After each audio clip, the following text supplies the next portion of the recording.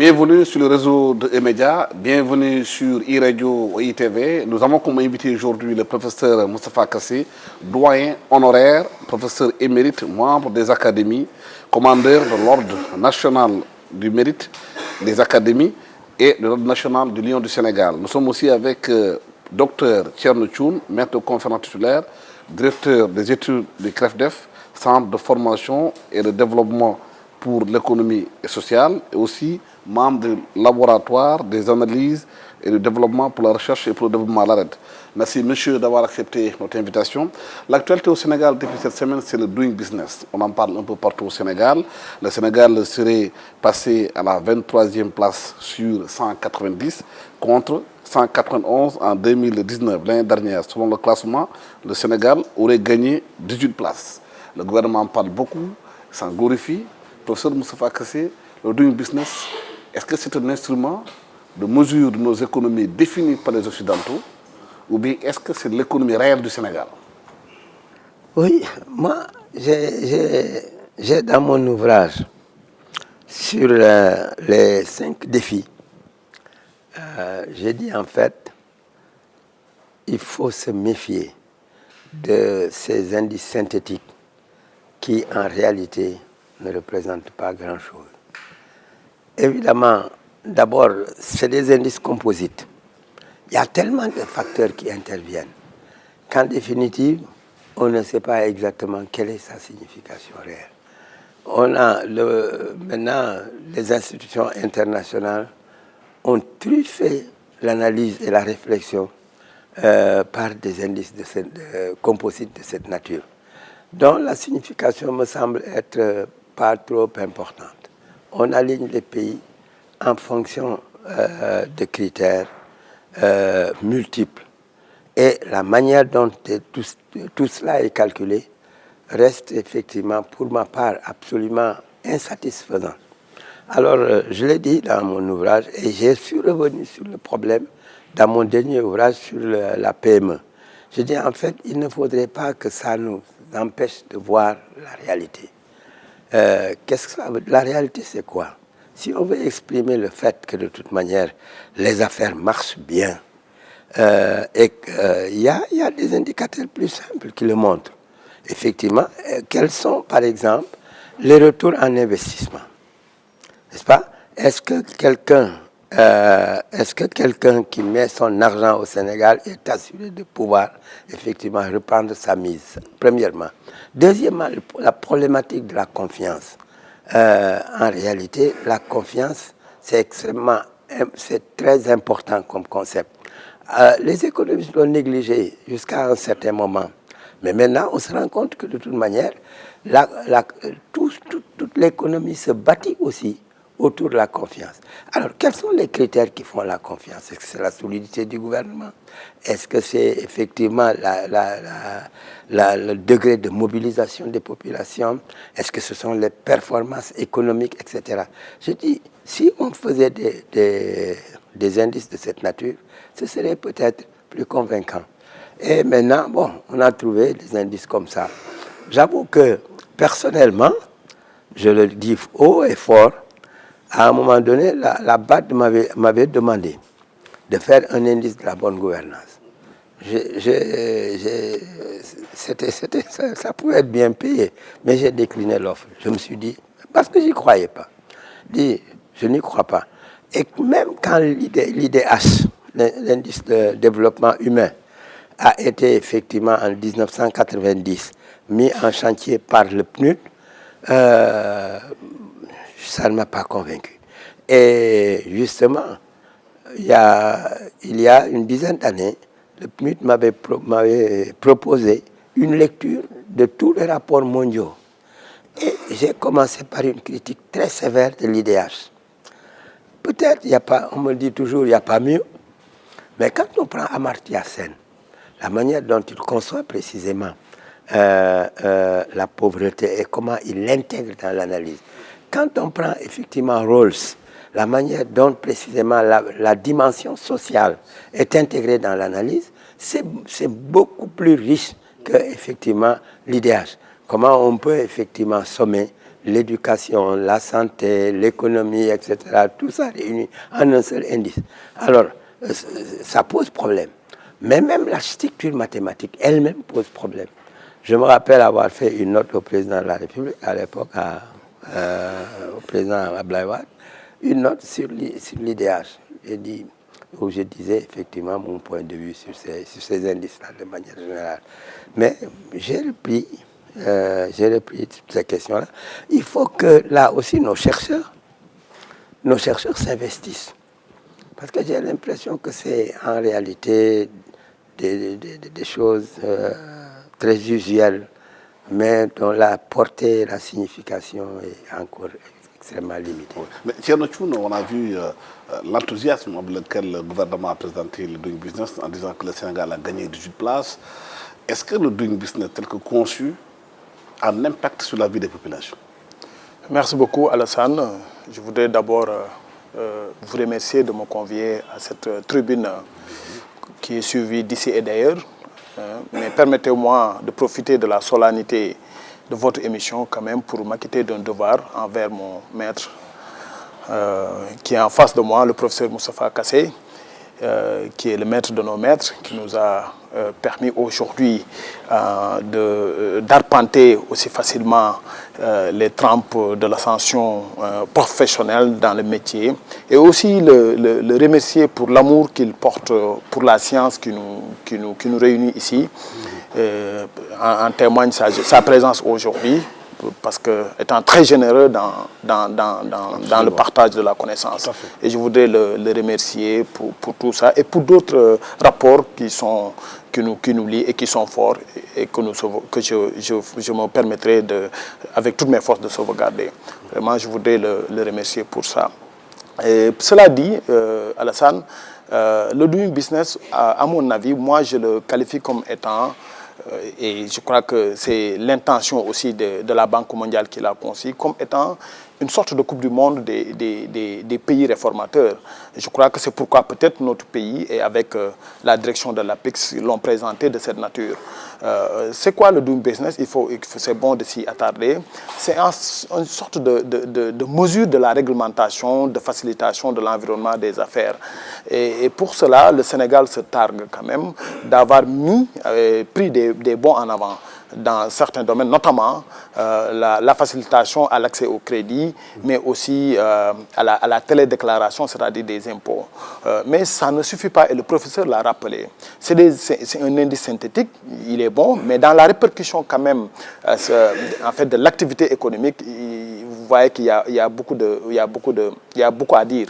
C'est pourquoi moi, l'analyse première que j'en tire, c'est qu'il est bon de classer les pays par peut-être leur performance dans certaines activités. Mais ce qui est le plus important pour les pays du point de vue de notre caractéristique, parce qu'étant des économies extraverties, désarticulées, il y a des éléments, et le professeur l'a rappelé, qui sont plus importants que par exemple, à mon avis, le fait de pouvoir faciliter les contrats en fait, commerciaux.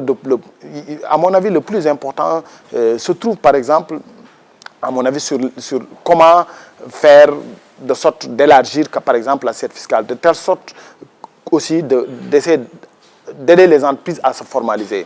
Et tout ça, c'est vrai que le Doing Business intègre 12 domaines en prenant, par exemple, 10 indicateurs, mais toutes ces mesures n'ont pas aussi permis de voir comment toute cette création de richesse avec ces facilitations des entreprises a permis de réduire les inégalités parce qu'elles se creusent.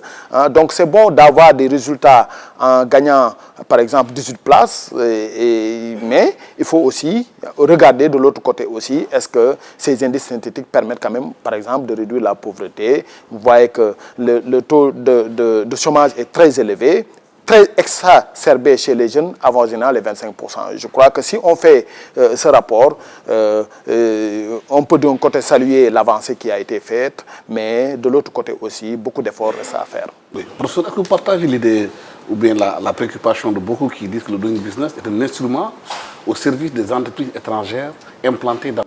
Mais bien sûr, bien sûr. C'est-à-dire que, en réalité, si on pense que le niveau de l'indice est extrêmement favorable pour le pays et que, est-ce que cela veut dire que de toute façon le pays est attractif, particulièrement pour les investissements?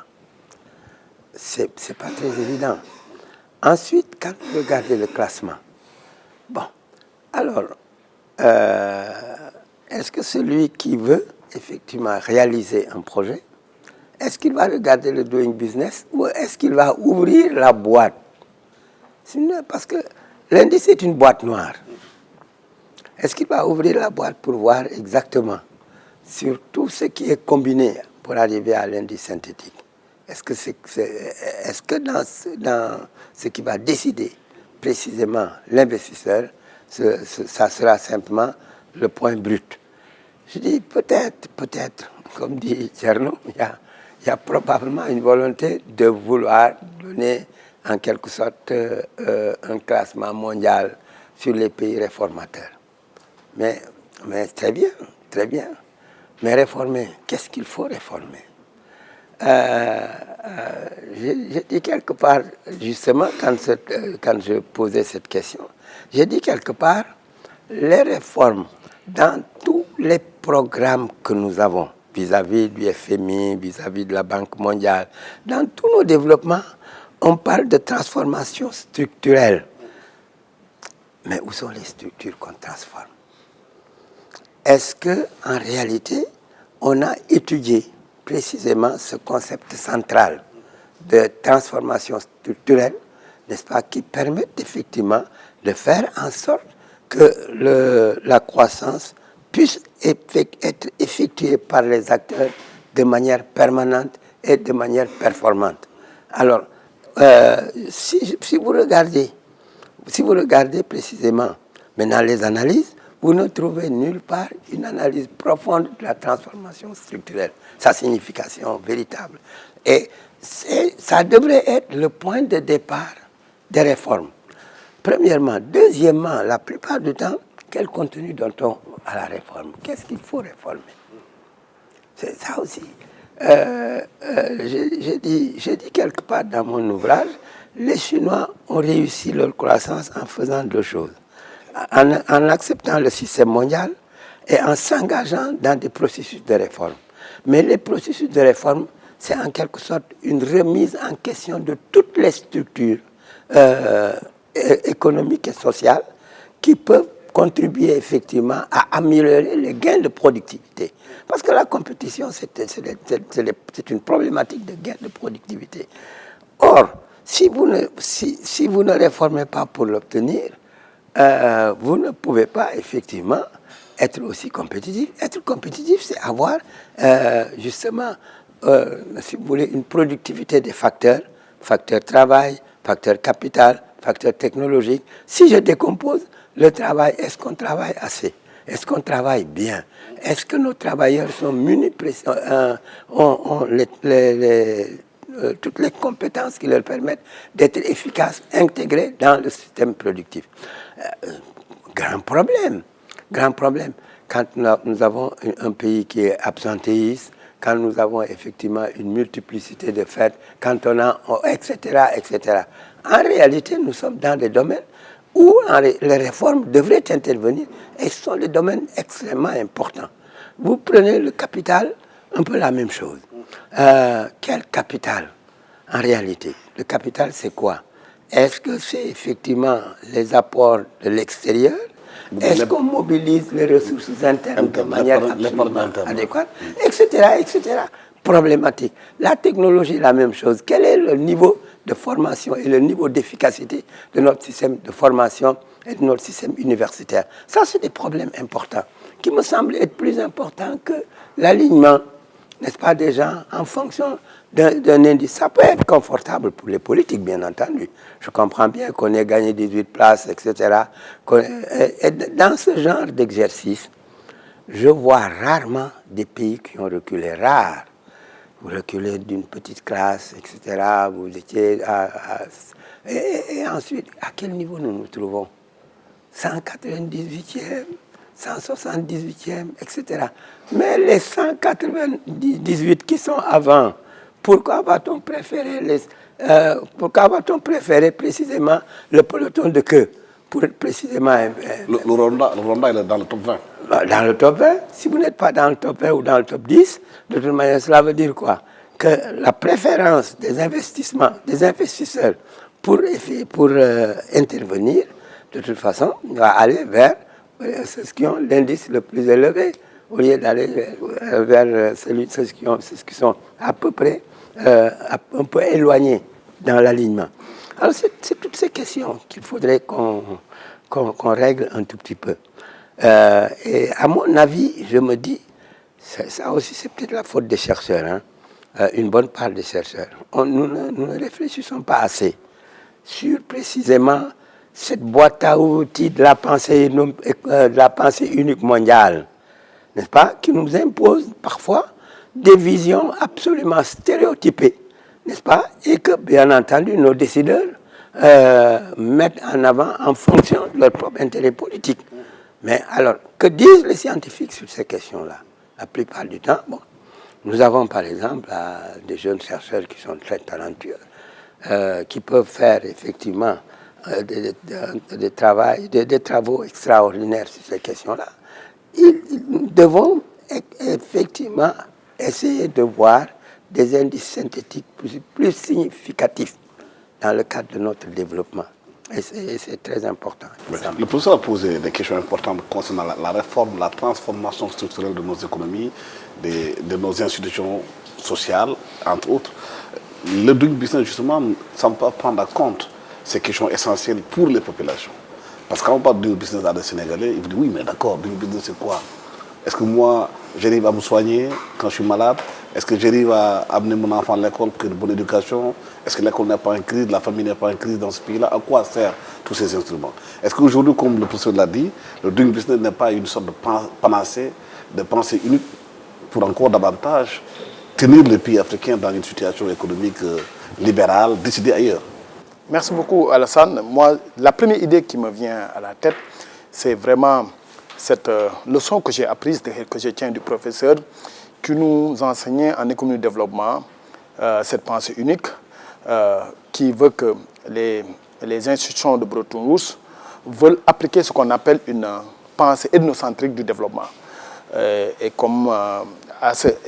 dans ce cas, je crois que il serait bon que nous, et la balle, je crois que le professeur l'a rappelé, est dans notre camp, que nous aussi, les jeunes chercheurs de ce continent, qu'on puisse amener ou apporter notre contribution, une sorte d'alternative, n'est-ce pas, à la construction de ces types d'indicateurs. Et dans ce cas, nous pourrons connaître nos valeurs intrinsèques, n'est-ce pas, nos qualités propres pour pouvoir les défendre et les mettre sur la table. Je me rappelle d'une visite qu'on avait effectuée dans le cadre de la mission que l'arrête sous quand même la directive du professeur Kassé qui nous a mené en Chine lorsqu'on visitait avec le professeur Jessun Lin en fait la nouvelle ville qui a été créée à Guangzhou lorsqu'il pilotait les zones économiques spécialisées. Dans l'agenda, il nous a fait une visite des structures, des structures que le professeur parlait, qui étaient à la base. Vous savez que nous, en Afrique, on fait souvent du développement du haut vers le bas. Mais là-bas, vous verrez que le développement part du bas vers le haut. Dans toutes les concessions, vous trouverez des fabriques qui font de l'artisanat, mais de l'artisanat avec la qualification vraiment qui sied, qui doit venir avec, parce qu'ils sont très bien formés dans les grandes écoles, dans les grandes universités. Donc la question de la formation revient. Donc j'ai retenu de cette mission qu'en réalité, on ne prend pas du bon bout, n'est-ce pas, notre modèle de développement. On le cale sur le développement ethnocentrique qui est édicté par ces doing business, par exemple ces classements de doing business, par l'indice de développement humain, qui n'intègre pas quand même nos valeurs propres, par exemple nos caractéristiques qui pourraient nous donner quand même plus de valeur. Je crois que c'est dans ce sens que, par exemple, quelqu'un, vous l'avez rappelé, un vendeur, par exemple, de boutique ne verrait pas quand même la pertinence de ces indicateurs. Alors que, pourtant, vous prenez on prenait par exemple la production, par exemple, en fait, véritablement de la production artisanale qu'on aurait pu quand même intégrer et valoriser. Si on prend tous les efforts qui sont consentis, les PME, les PMI, l'informel qu'on devait quand même élargir, assainir, essayer de formaliser en leur permettant quand même de faciliter, les accompagnant sur quelques années. On le fait pour les entreprises minières étrangères qui viennent s'installer. Pourquoi ne pas le faire, par exemple, pour nos parents baol, essayer de les formaliser, les accompagner sur 5 ans, les exonérer de toute taxe et autres, et leur permettre quand même de prendre leur envol et de pouvoir être des PMI et PME dans le moyen terme. Je crois que ce sont ces efforts-là qu'on doit consentir pour qu'on puisse, un jour, quand on parlera de doing business ou de IDS ou de PIB par tête, que ce petit commerçant Modou puisse comprendre, n'est-ce pas, ce que cela s'agit. Est-ce que le capital étranger a intérêt à qu'en interne, qu'on industrialise des pays?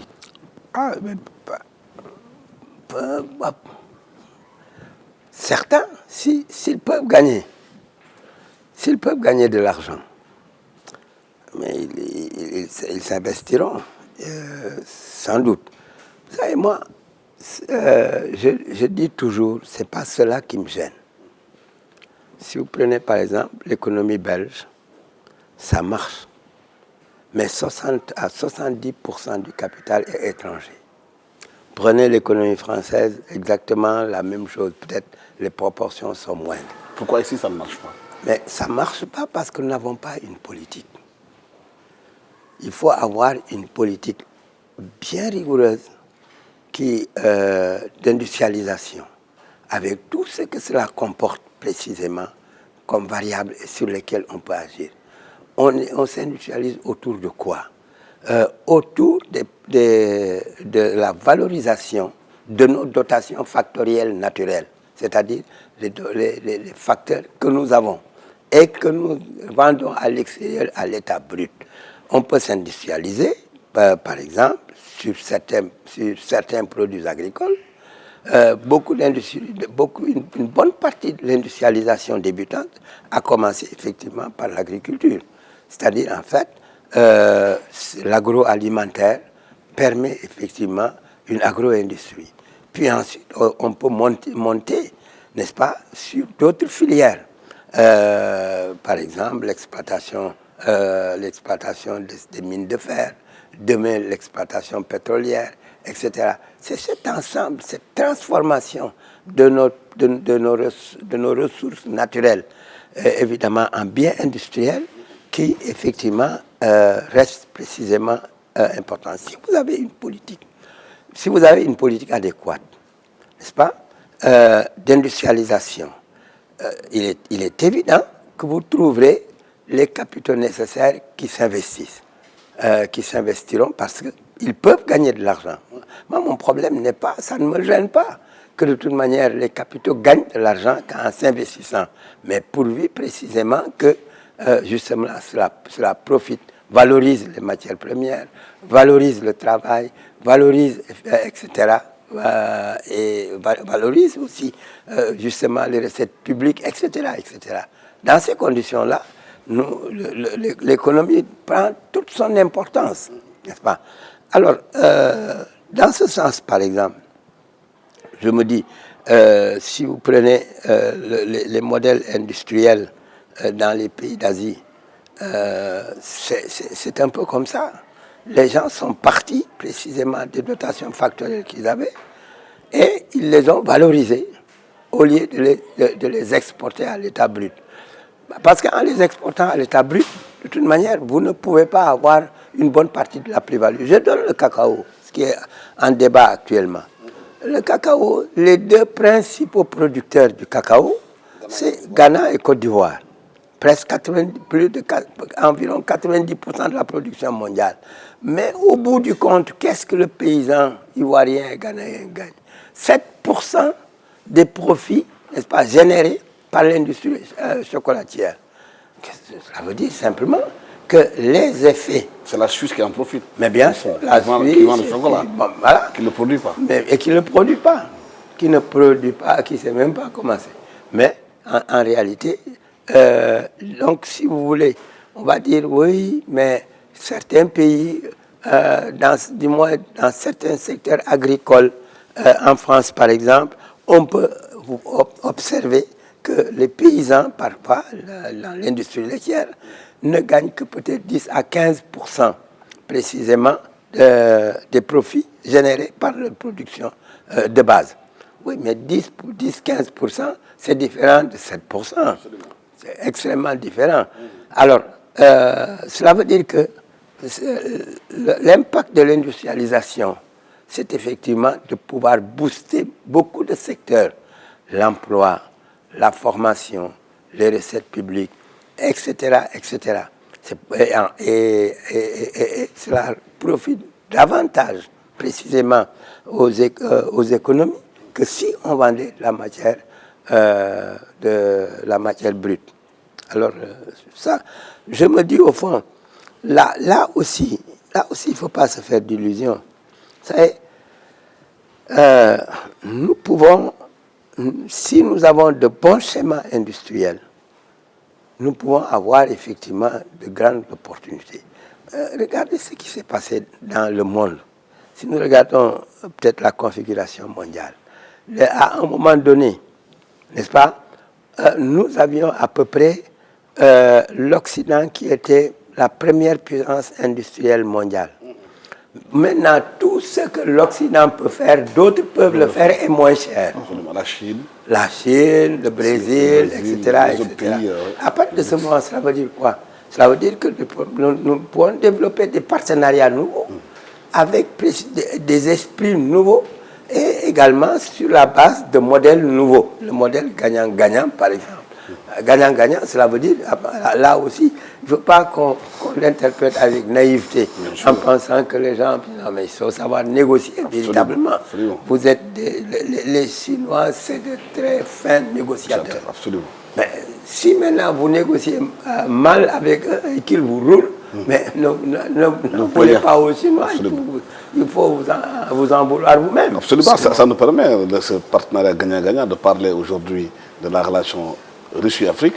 On a vu des sommets Chine-Afrique, États-Unis-Afrique, France-Afrique, aujourd'hui Russie-Afrique. Japon-Afrique. Japon-Afrique. Les gens ne comprennent pas d'abord pourquoi autant de chefs d'État africains se déplacent pour rencontrer un président d'un pays. Oui, ça repose quand même, à mon avis, cette sempiternelle question de la nécessité de l'Afrique de s'unir, à mon avis.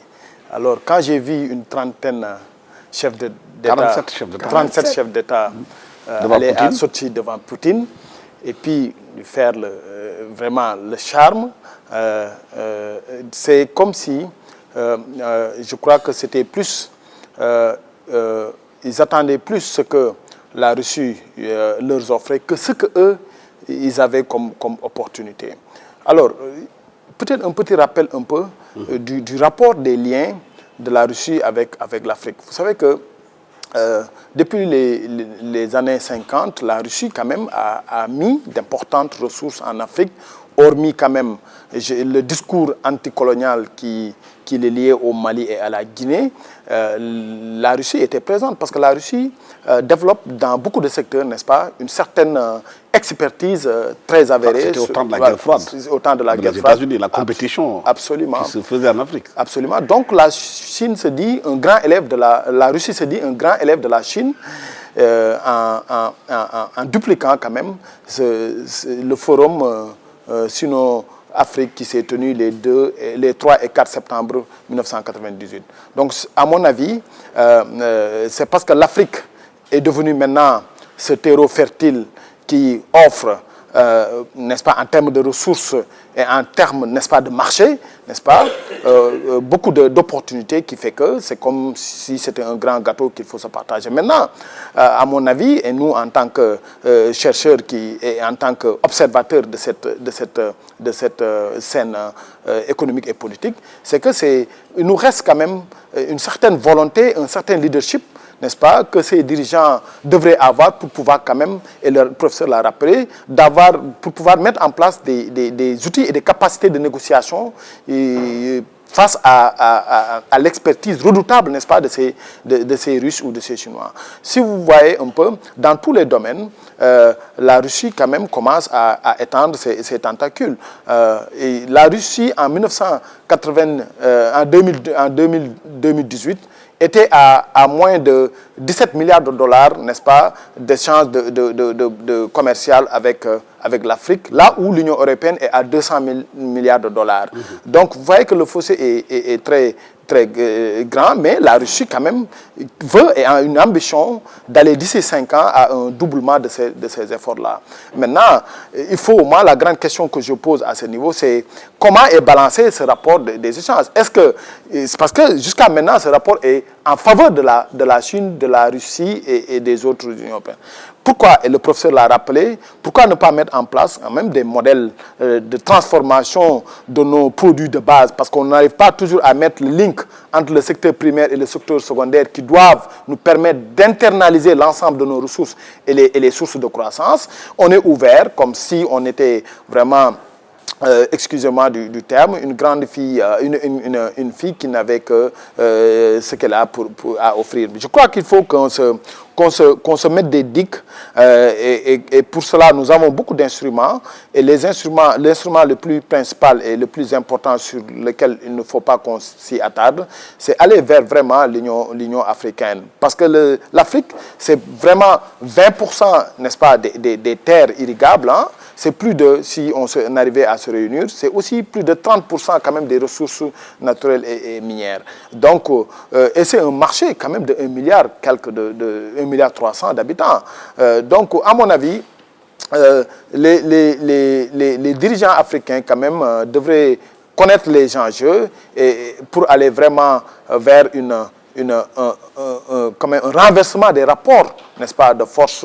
Et je crois que la Chine, on peut plus gagner avec la Russie qu'avec les autres axes partenaires. Et le professeur l'a rappelé, je crois qu'il est temps qu'on diversifie les axes de partenariat. Ça nous permettrait quand même de voir un peu au moins ce qui se passe dans l'autre coin du monde. Parce que traditionnellement, on va dire nos partenaires historiques traditionnels, jusqu'ici, nous ont pas permis quand même de sortir, n'est-ce pas, de nos goulots d'étranglement. Je crois que avec la Russie, on pourra voir un peu, est-ce qu'il est possible quand même de pouvoir, avec de tels types de coopération, avoir une amélioration dans des secteurs. Parce que vous vous rappelez, et moi je rigolais un peu en venant quand j'ai lu que certains détracteurs parlaient de ce sommet comme étant une foire, n'est-ce pas, de vente d'armement.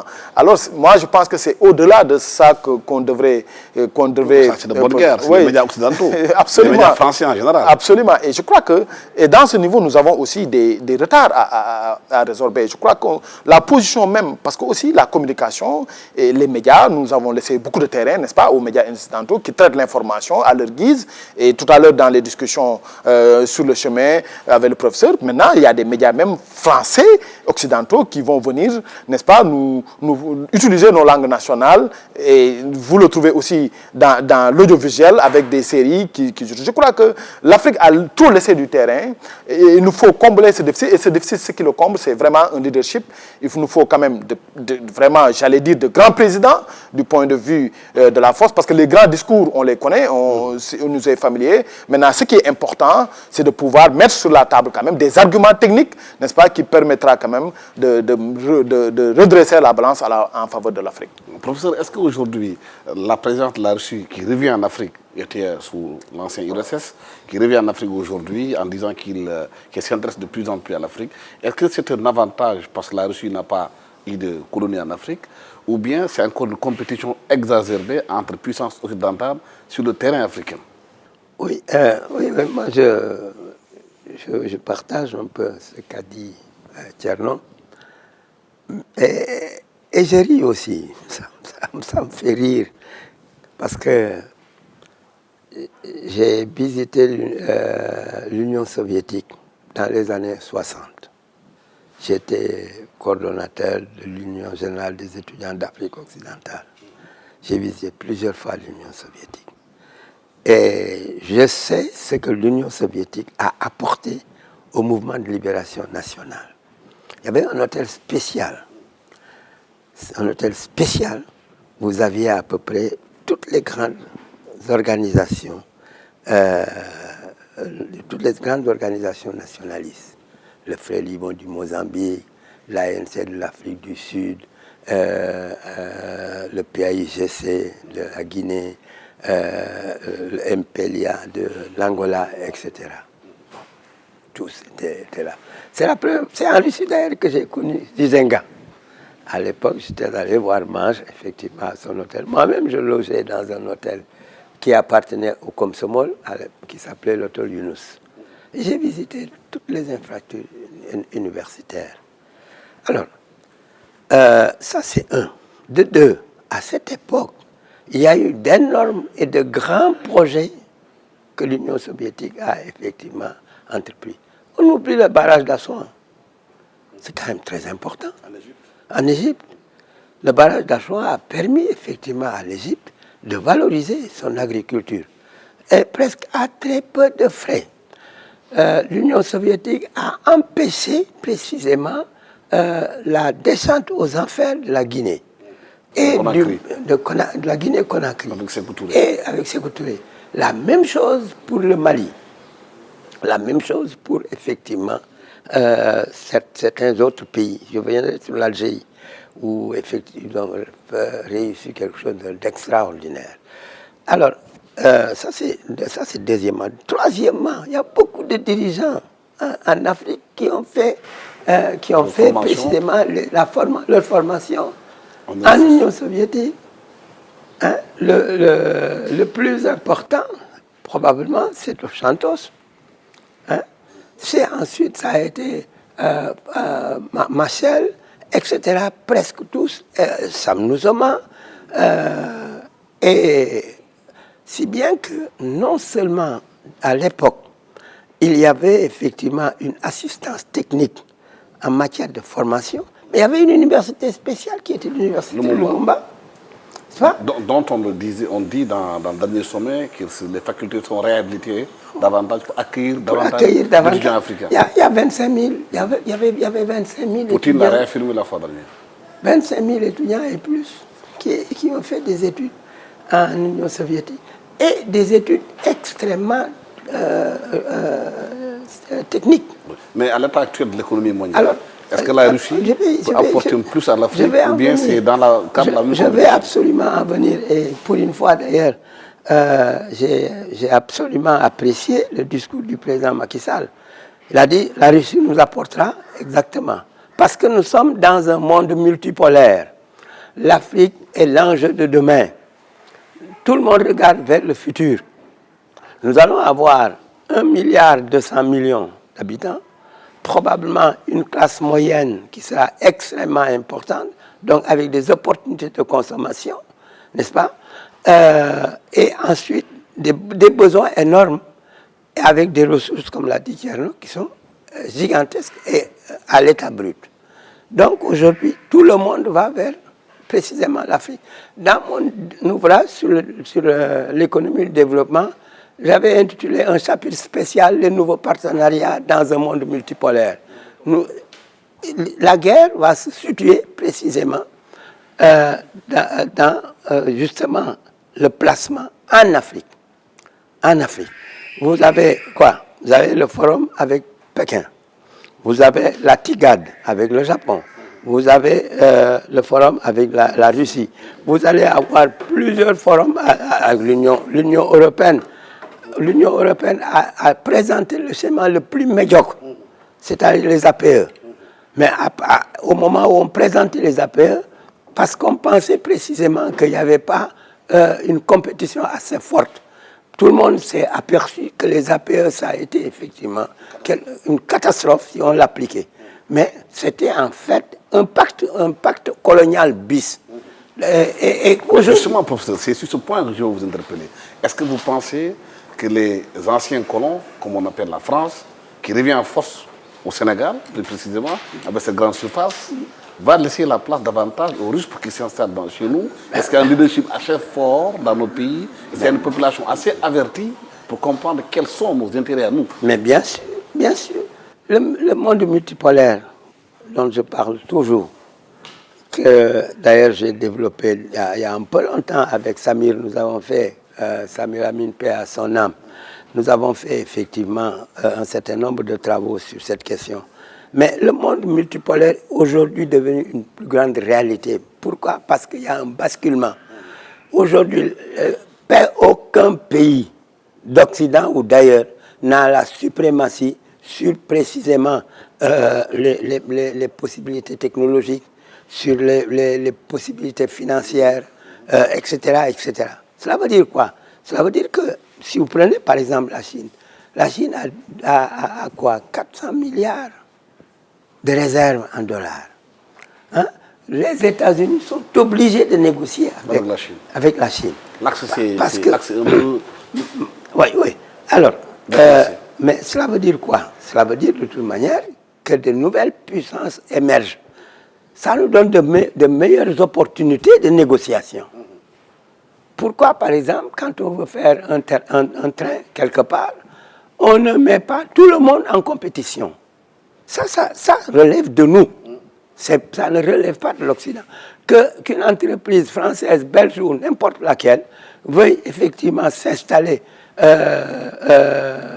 et prendre des parts de marché importantes, mais alors qu'il y a des moins de 10 ans qui sont ailleurs, je dis ces options-là, cela relève précisément de la compétence de l'incompétence de nos politiques. Ça repose la question de la gouvernance. Bien entendu, mais même au-delà. Alors, donc je disais que l'Union soviétique, c'est un peu ça. On a dit que ils viennent aussi précisément pour une coopération multilatérale. Cette coopération va comporter un volet diplomatique. Est-ce que les pays en question ont une seule fois demandé à ce qu'on repense la composition du Conseil de sécurité? À Sochi, ça a été dit. Poutine a dit non, il faudrait que, même si nous maintenons les droits de veto, qu'il y ait un élargissement précisément de cet organe-là qu'on appelle le Conseil de sécurité et qui n'est rien d'autre que précisément un carton d'État qui gère en réalité le monde. Et qu'on appelle pompeusement la communauté internationale. Il n'y a pas de communauté internationale. Il y a des superpuissances qui se sont appropriées le concept de communauté internationale. Quand précisément c'est la France, on dit ah oui, c'est la communauté internationale pour défendre les intérêts français. Quand les Américains, c'est la communauté internationale. Mais quand c'est le Sénégal ou la Gambie, personne ne va se soucier de savoir effectivement qu'ils sont membres de la communauté internationale. Le jour où on siégera au Conseil de sécurité, que ça soit un organe plus démocratique, je pense que de toute manière, on va faire une avancée. Ça, c'est au niveau diplomatique. Mais est-ce que vous avez entendu les Américains dire précisément qu'il faut l'élargir? Est-ce que vous avez entendu les Français le dire? Ou en tout cas les autres membres, l'Angleterre et autres? Jamais. Jamais. N'est-ce pas? Et à un moment, ça a même irrité les Japonais qui disent en fait, bon, nous sommes effectivement une grande puissance industrielle, technologique et une puissance financière, mais nous ne sommes pas dans justement la gouvernance mondiale. Parce que la gouvernance mondiale devrait se faire précisément au niveau du Conseil de sécurité. Et cette gouvernance mondiale ne peut avoir de sens que si ça intègre des pays comme les nôtres. 90% des souffrances, c'est chez nous. 90% des conflits, c'est chez nous. 90% des maladies, c'est chez nous, etc. À partir de ce moment, si vous voulez effectivement une gouvernance, mais prenez au moins une gouvernance avec ceux qui vivent les problèmes, n'est-ce pas? Fukuyama avait dit avec la fin de l'histoire que bon, de toute manière, ça y est, c'est fini, c'est l'Occident qui va faire le contraire. C'est maintenant l'Afrique qui fait l'histoire. Alors, la Russie peut offrir, deuxièmement, un paquet technologique extrêmement important. Mais on oublie. La Russie est aujourd'hui le seul pays au monde, vérifions, le seul pays au monde où le taux de scolarisation est de 100%, entre 96% et 100%. Depuis toujours, depuis le communisme jusqu'à nos jours. Donc, la preuve, je disais tantôt là, beaucoup de savants sont russes. ils ont émigré à un moment ou à un autre dans le pays, par exemple. Mais nous enseignons les tableaux de Léon Tcheff. Mais Léon Tcheff, son tableau a été formé à l'université de Leningrad. C'est là où, effectivement, on a manipulé les tableaux entrées et sorties avec une mathématisation très poussée. Les premiers cours de statistiques, les premiers cours de méthodologie, les premiers cours d'économétrie ont été faits en Union soviétique. Avec, je connais Nemchinov, Kantorovitch, etc., et bien d'autres. Donc, c'est une puissance technologique. C'est en même temps, troisièmement, une puissance énergétique extrêmement importante. Alors, quand on a découvert le pétrole, moi je soupçonnais, je n'ai pas été surpris. Je l'ai écrit dans mon ouvrage, Les 5 défis. J'ai dit, on se trompe sur le Sénégal. Le Sénégal n'est pas un pays pauvre en ressources naturelles. Il est très riche en ressources naturelles. Mais la colonisation a voulu en faire une sorte de garde-manger. C'est-à-dire, mangeons ailleurs, le jour où il y aura la pénurie, nous viendrons dans notre garde à manger. Ça a été cette philosophie. On avait commencé les explorations pétrolières depuis très longtemps par le BRCM. Personne ne s'est inquiété pour savoir ce que les gens cherchaient. Les puits étaient là à Sébikotane et ailleurs. Bon, donc, cela veut dire quoi? Que la Russie est une puissance énergétique. Je disais à l'époque, faisons attention, prenons le modèle algérien. Quand les Algériens ont découvert le pétrole, qu'est-ce qu'ils ont fait? Ils ne sont pas adressés à la France. Ils se sont adressés à la Russie en leur disant, donnez-nous d'abord des structures de formation. Ils ont créé alors l'Institut de l'Arrache. L'Institut de l'Arrache, même certains Sénégalais l'ont fréquenté. L'ancien directeur de la SAR a fait ces études-là. Makhtar Tal a fait ces études-là. Et je peux citer tout un ensemble de grands techniciens. À partir de ce moment, ça n'a rien à voir avec nos petits instituts-là, partout, oui, l'économie pétrolière, etc. Tout comme si, effectivement, ils n'ont aucune compétence, c'est du bluff. Quand on veut faire sérieux, on met une institution sérieuse, dotée d'instruments techniques. Quand vous allez à l'Institut El Arach, moi j'ai visité l'Institut, vous avez tous les instruments et les outils qui vous permettent effectivement de faire l'exploration. Mais en même temps, et je termine peut-être là, en même temps, ils ont mis en place une structure qui est la Sonatrach. La Sonatrach. Mais c'est la Sonatrach qui a fait la richesse de l'Algérie. L'Algérie, à un moment donné, bon maintenant, peut-être il y a des problèmes politiques que moi j'avais prévus d'ailleurs, parce que je connais bien ce pays. La Sonatrach a permis effectivement à l'Algérie d'avoir en réalité des réserves en dollars, des réserves en devises extrêmement importantes. L'Angola l'a imité, c'est la même chose. Société nationale, ce qu'on appelle... Sonatrach. Rapidement, le professeur a posé un débat important par rapport justement à comment on doit gérer en interne nos pays pour profiter des mannes. On voit au Sénégal aujourd'hui beaucoup de coalitions se mettre en place, l'opposition va mettre une nouvelle coalition, celle qui est au pouvoir. Est-ce que ces questions stratégiques, vous pensez qu'elles sont prises en charge par ces coalitions qui veulent diriger le pays? Mais je crois que non, et je suis très formel. Faut-il quand même que je rappelle qu'il faut que les chefs d'État et de manière beaucoup plus large nos organisations politiques sachent que l'Afrique ne peut plus être, et nos pays, le chasse-gardé de quiconque. À mon avis, dans ce sens, si on a compris cela, on pourra quand même dans les formations politiques pouvoir mettre en place et mettre en avant ces idéaux qui vont nous permettre, n'est-ce pas, qui vont permettre à ces dirigeants d'organisations politiques de pouvoir quand même, lorsqu'ils arriveront au pouvoir, mettre en place des politiques qui sont les plus appropriées. Ce qui se passe au Sénégal, vous savez qu'il y a une certaine success story du Sénégal qu'on a chanté jusqu'ici, depuis Senghor avec l'autocratisme, j'allais dire triomphant, où les partis politiques, le parti État était là à mener et à mettre en place toutes les politiques. On a compris avec l'arrivée d'Abdoulaye Wade que maintenant ce sont les grandes coalitions qui gagnent les élections, avec la grande coalition Alternance 2000 où il y avait les partis PIT, Andjef, AJP, ADS et autres. Mais là où on a senti l'échec, c'est qu'après, l'homme qui est porté au pouvoir, il y a une certaine un clientélisme qui est là, qui fait que, n'est-ce pas, l'objet premier de gestion du pays est bafoué et remis en cause. C'est pourquoi donc, c'est comme s'il y avait une sorte de partage de gâteau qui fait qu'il faut que les coalitions vont aller dans des portes fermées, se distribuer les rôles au détriment du peuple. Je crois que donc, moi, ce que je redoute de c'est bon de faire des coalitions d'organisation politique pour aller briguer les suffrages, mais il faut qu'on regarde bien ce qui arrivera, les conséquences de ces grandes coalitions. Et aujourd'hui, on vit ce qu'on appelle la grande coalition de la majorité présidentielle, qui est la coalition Benno Bokk Yakaar, et vous voyez que chacun il trouve son compte, mais qui trinque? Je crois que c'est le peuple qui trinque.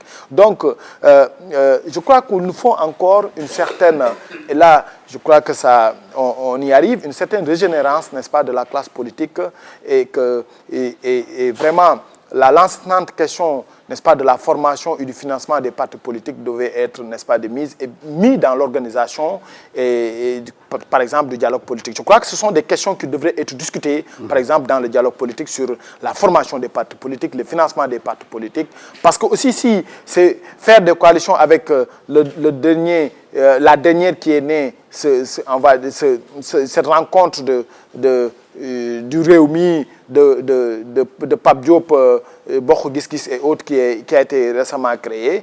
Moi, je redoute qu'arriver au pouvoir, qu'on revit les mêmes, ce qu'on est en train de vivre. Je crois qu'il faut cette formation des partis dans les partis politiques, une sorte de nouvelle élite politique, mais aussi régler vraiment cette question de financement des partis politiques qui fera qu'arriver au pouvoir, n'est-ce pas, ils n'auront plus ce coup de France de pouvoir quand même, n'est-ce pas, faire ce qu'ils veulent. Le temps que nous avons parti pour c'est terminé. Le temps est terminé, malheureusement. Je remercie infiniment le professeur Moustapha Kassé, doyen honoraire, professeur émérite, membre des académies, commandeur de l'ordre du mérite académique et de l'Ordre national de Lyon. Merci aussi à Thierno Thioune, qui est maître de conférence titulaire, directeur des études du CREFDES, et aussi membre de l'ARED. Merci à toute l'équipe technique qui m'a accompagné pour la réalisation de cette émission. Merci. Au revoir.